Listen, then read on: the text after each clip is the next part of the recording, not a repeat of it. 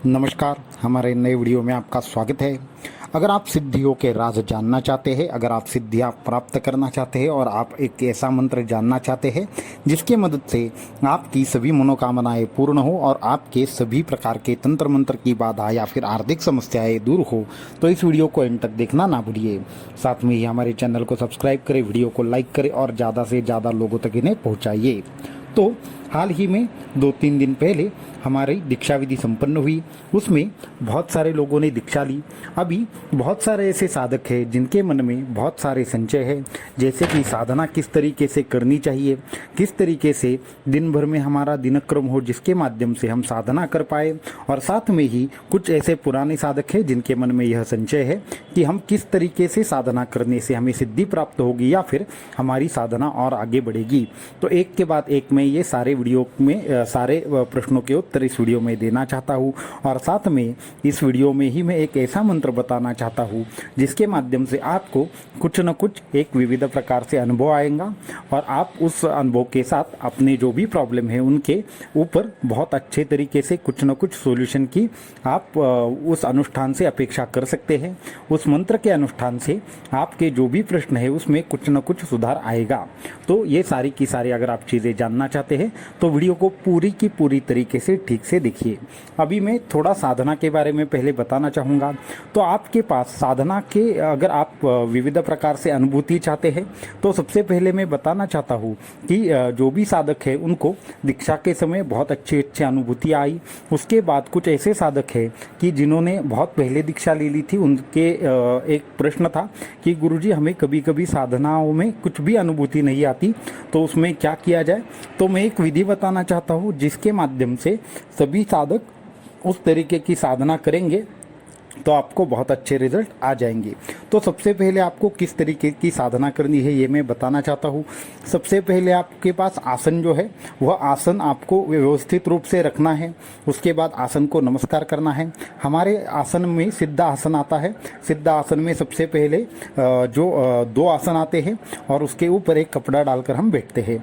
तो दर्भासन रहेगा, उसके ऊपर घुंगड़ी का आसन रहेगा, वो सिद्ध तौर पर रहेंगे और उसके ऊपर आप एक सूती वस्त्र डालकर या फिर कुछ भी डालकर बैठ सकते हैं। उसके बाद वहाँ पे आसन को नमस्कार करना है। वो सारी की सारी विधि आपको जो हमारा पुस्तक है साधना मंत्र सिद्धि सिद्धांत उसमें पढ़ने को मिल जाएगी। तो उस तरीके से आपको साधना में सबसे पहले बैठना है। साधना में बैठने के बाद आपको हर रोज संकल्प करना है। अभी बहुत सारे लोगों का यह प्रश्न रहेगा कि गुरुजी हमें एक मंत्र गुरु दीक्षा में प्राप्त हुआ है तो हमें वही मंत्र विविध प्रकार से फल देगा क्या। तो हाँ, वो भी एक बात मैं कहना चाहूँगा कि गुरु दीक्षा में प्राप्त हुआ मंत्र जब ससंकल्प गुरु आपको दे देते हैं तो उस मंत्र के द्वारा आपके बहुत सारे कार्यों की सिद्धि हो सकती है। परंतु अनुष्ठान करने से पहले एक बार आप हमसे चर्चा जरूर कीजिए या फिर आप हमें ईमेल लिखिए। अगर बहुत बड़ा अनुष्ठान नहीं है तो आपका संकल्प ऐसे ही सिद्ध होगा। तो आपको हर रोज साधना में बैठने के बाद एक बार संकल्प अवश्य करना है। परंतु जब भी आपको दीक्षा प्राप्त होती है उसके बाद कुछ दिनों तक आपको उसी मंत्र का सिर्फ अपने जो दीक्षा के वक्त संकल्प दिया था उसी संकल्प के साथ आपको वो जाप करना है। आपको वो संकल्प कहाँ पे मिलेगा, जो दीक्षा पत्र आपको प्राप्त हुआ होगा उसी के ऊपर संकल्प दिया है, उसी संकल्प के साथ पहले आपको उस मंत्र का कुछ संख्या तक जाप करना पड़ेगा। अब आपको रेफरेंस के लिए मैं संख्या बताता हूँ, ये कम या ज़्यादा भी हो सकती है। तो आपको उस मंत्र का कम से कम 21 दिनों तक जाप करना है, हर रोज़ 11 माला। तो फिर ये एक रेफरेंस के लिए संख्या है, परंतु आपको जो गुरु मंत्र का जाप करना है वो 11 माला करना है, ज़्यादा से ज़्यादा 21 माला करना है। अगर आप 2 बार जाप कर रहे हैं तो आपको क्या करना है, 11 माला सुबह और 11 माला शाम को, या फिर एक ही बार कर रहे हैं और आपको कितना मैक्सिमम हम कर सकते हैं तो 21 माला आप ज़्यादा से ज़्यादा कर सकते हैं। उससे ज़्यादा मत कीजिए। उससे ज़्यादा अगर करना है तो क्या कारण है और कैसे करना है इसकी कुछ अलग विधियाँ हैं, वो आप हमसे ईमेल के द्वारा या व्हाट्सएप के द्वारा पूछ सकते हैं। सकते हैं। तो ये पहली बात हुई। तो इस तरीके से साधना करने से संकल्प करने के बाद आपको क्या करना है, माला सिद्धि करनी है और माला सिद्धि के ऊपर मंत्र करना है। ये हुई एक विधि जो मंत्र जाप की है। लेकिन हमारा जो मुख्य उद्देश्य है सिद्धि की प्राप्ति, या फिर हमें जो साधना में क्या अनुभूति आनी चाहिए, तो हमें सबसे पहले साधना में क्या करना है, हमारे शरीर से, मन से हमें अलग होकर अहम ब्रह्मास्मि का अनुभव लेना है। और आपकी संकल्प सिद्धि कब हो जाती है, जब आप मैं शरीर नहीं हूँ, मैं मन नहीं हूँ, मैं आत्मा हूँ, ये जब आपको साक्षात्कार होगा तब जाकर आपको आपकी संकल्प की पूर्णतः सिद्धि हो जाएगी। हमारा जो आपको दीक्षा देने का संकल्प है वो यही है कि आपकी समस्त मनोकामनाएं पूर्ण होकर आप अपने अंतिम लक्ष्य यानी कि ब्रह्म प्राप्ति तक पहुँचे। तो ये हमारा अंतिम लक्ष्य है। परंतु ब्रह्म तत्व तक पहुँचने से पहले आपको क्या करना पड़ता है, अपने छोटे छोटे जो मन के संकल्प होते हैं उन संकल्पों को पूरा करना होता है। तो उसके लिए आपको साधना करनी है। तो फिर आपका जो मंत्र है उसकी साधना कीजिए। तो इस प्रकार साधना करने से आप अगर रेगुलरली साधना करेंगे एकदम शुद्धता के साथ, तो आपको बहुत बड़ा अनुभव आएगा और आपको धीरे धीरे सभी प्रॉब्लम से आप बाहर आ जाएंगे। ये एक बात हुई। अभी दूसरी बात है कि आप जब भी साधना करें तो उससे पहले और उसके बाद में आप ध्यान का अभ्यास जरूर करें। तो होता कैसे है कि जैसे ही आपका 11 माला या 21 माला जाप पूर्ण हो जाएगा, आप आसन पर उठने का प्रयास ना करें। जब भी जाप करें तो फिर जाप वो पूर्ण होने के बाद आपकी अच्छी तरीके से एकाग्रता हो जाती है तो माला नीचे रख दे, आंखें खोलने का प्रयास ना करें और पूरा का पूरा एक केंद्रित होकर अपने सांसों के ऊपर ध्यान करें। तो सांसों के ऊपर ध्यान करने के बाद कैसे सांस बाहर जाती है, कैसे सांस अंदर आती है, कैसे सांस बाहर जाती है, कैसे सांस अंदर आती है, यही सिर्फ देखना है। मैं कोई भी कर्ता करवता नहीं हूँ, यही भावना मन में रहनी चाहिए। मैं मन नहीं हूँ, मैं बुद्धि नहीं हूँ, मैं विचार नहीं हूँ, अहम ब्रह्मास्मि, ये भावना रहनी चाहिए। और जो भी आपके इष्ट है उनको आपको भ्रूमध्य में ज़्यादा से ज़्यादा देखने का प्रयास करना है। यही एक ऐसा माध्यम है जो आपको आपके इष्ट से कनेक्ट करेगा, आपको अपने इष्ट तक पहुँचाएगा। और जब आपके सामने आपके इष्ट प्रकट होने शुरुआत हो जाएगी, आपके सारे संकल्प खुद ब खुद सिद्ध होना शुरू हो जाएगा। ये एक गुप्त बात है जिसके ज़रिए आप कोई भी अनुष्ठान एकदम अच्छे तरीके से सिद्ध कर सकते हो।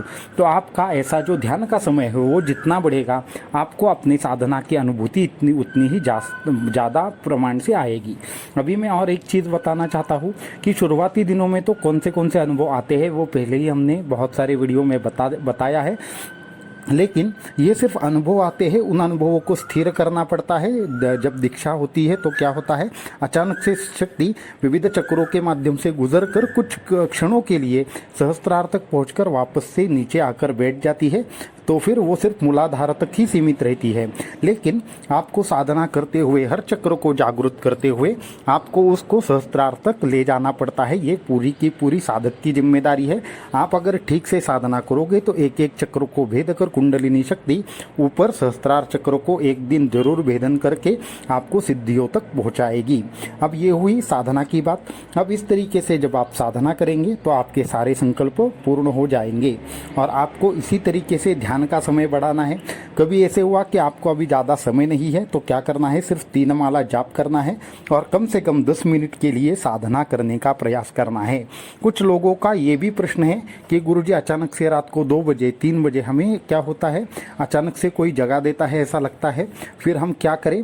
तो उस पर मैं कहना चाहूँगा, जब अगर आपको 2:30 बजे 3 बजे अगर अचानक से कोई जगा रहा है तो वो खुद शक्ति आपको जगा रही है और आपको वो आज्ञा दे रही है कि आपको साधना करनी चाहिए। जो भी साधक रात को 2 या 3 बजे के बाद जगे वो उन्होंने क्या करना है, आप अपने ही आसन पर बैठकर, आसन मतलब क्या है, आपको अलग आसन नहीं लेना है, जहाँ पे सो रहे हैं वहीं पे बैठकर आपको ज़्यादा से ज़्यादा ध्यान करने का प्रयास करना है। तब न माला चाहिए न कुछ भी चाहिए, आंखें बंद करें, मन में ही अपने गुरु मंत्र का जाप शुरू कर दे और सांसों पर ध्यान रखने का प्रयास करें। ऐसी जो साधनाएँ होती है वो बहुत ही जल्द सिद्ध हो जाती है और जिनको भी अनुभव आ रहा है वो बहुत ही जल्द अपने लक्ष्य तक पहुंचने वाले हैं। ये इसका संकेत है। तो फिर आपको अगर रात को इस तरीके से ऐसा लग रहा है, कोई आपको उठा रहा है, तो वो भूत प्रेत पिशाच नहीं है, वो खुद शक्ति है, वो आपको जगा रही है और वो एकदम उत्तम समय है ध्यान करने का। हम भी रात में 2 या 3 बजे के बाद ध्यान में ही होते हैं, सुबह 6-7 बजे तक। तो ये बात है, तो ये उत्तम समय है ध्यान के लिए। अभी अगला प्रश्न है कि हम विशिष्ट प्रकार की जो कामनाएं होती है उसकी सिद्धि के लिए क्या क्या करें, ये प्रश्न है। तो मैं उन सभी लोगों के लिए, जैसे मैंने पहले ही बताया था, मैं एक मंत्र बताना चाहता हूँ। उस मंत्र को अगर आप पूरे मन से करोगे तो आपको कुछ ना कुछ रिजल्ट आएंगे। तो सबसे पहला मंत्र है सर्व मंगल मांगल्ये शिवे सर्वार्थ साधिके शरण्ये त्र्यंबके गौरी नारायणी नमोस्तुते। तो ये मंत्र है, ये आपको मालूम ही होगा, परंतु इसकी थोड़ी महती मैं बताना चाहता हूँ कि ये क्या है।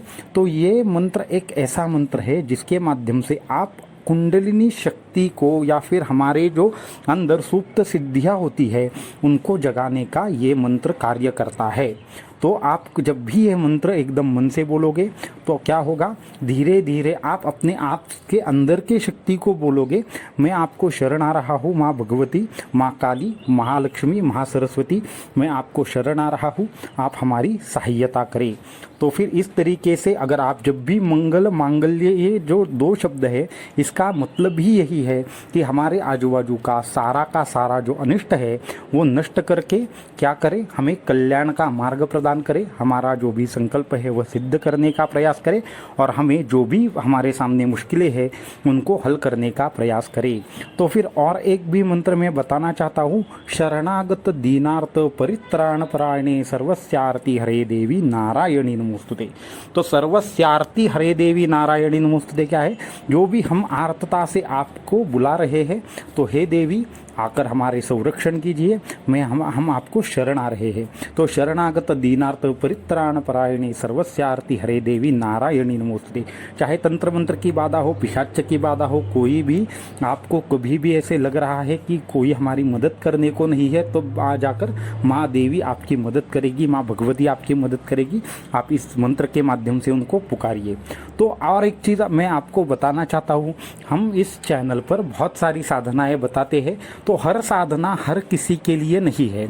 आपको उस तरीके की प्रॉब्लम है तो आप वो साधना करें। आपको विशिष्ट प्रकार से ये अगर लग रहा है कि ये साधना हमें करनी चाहिए तो पहले हमसे बात करें। शायद ऐसा हो सकता है कि आपको बात करने के लिए ज़्यादा हमारे यहाँ से संपर्क करने के लिए थोड़ा डिले हो जाए, परंतु मन से ही साधना न करें। खासकर जो साधक साधना ले चुके हैं, जो दीक्षा ले चुके हैं, आपका एक ही मंत्र बहुत सारे आपके प्रॉब्लम हल करने वाला है।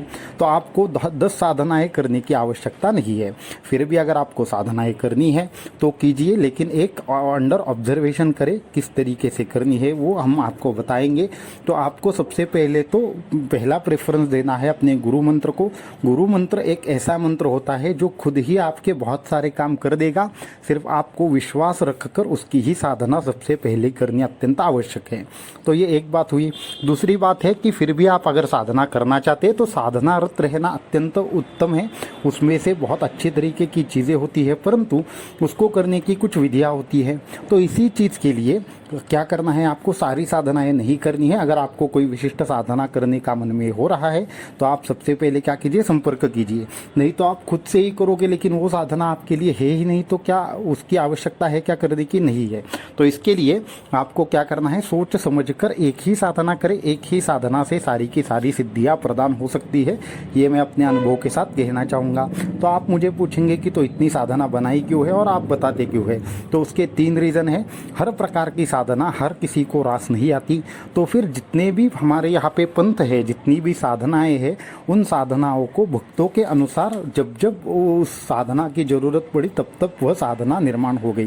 तो अभी बजरंगबली जी की साधना किन लोगों के लिए है, जो बल के माध्यम से, जो बुद्धि के माध्यम से, जो पराक्रम के माध्यम से साधना करना चाहते हैं, उनके लिए बजरंगबली की साधना है।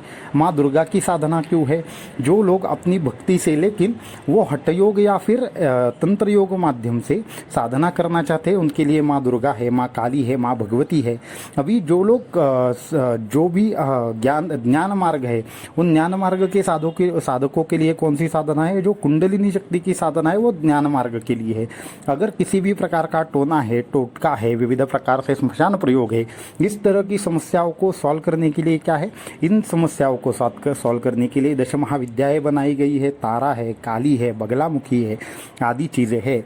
तो ये जो हमारा पूरा का पूरा विश्व बना है उसमें कितनी भी प्रजातियां है, हर मन का कुछ अलग ही एक स्वभाव रहता है।